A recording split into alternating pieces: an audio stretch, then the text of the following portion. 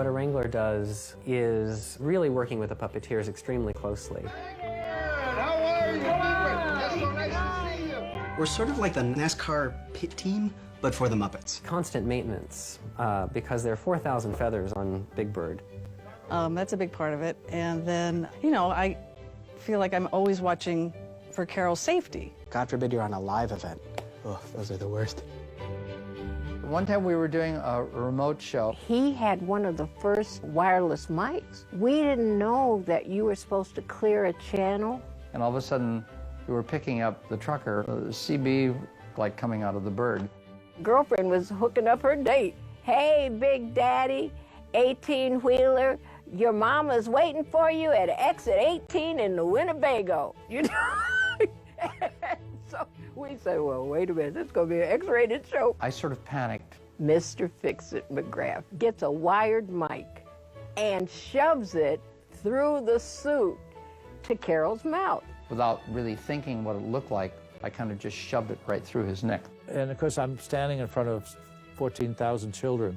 Bob just stabbed Big Bird in the heart. we left the stage. We just walked off.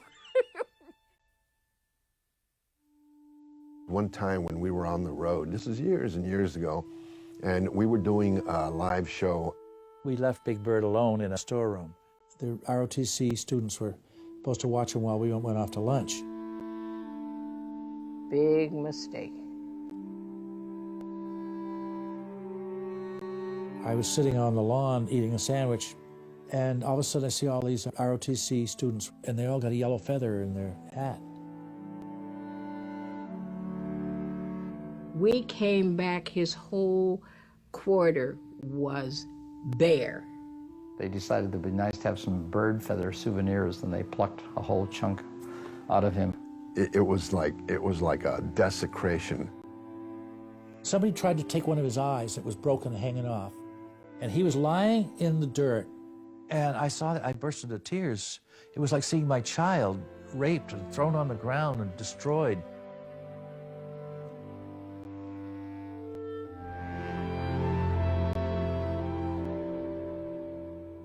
He was crying like somebody had done that to him. That's when I knew that Big Bird and Carol were one. They were one and the same.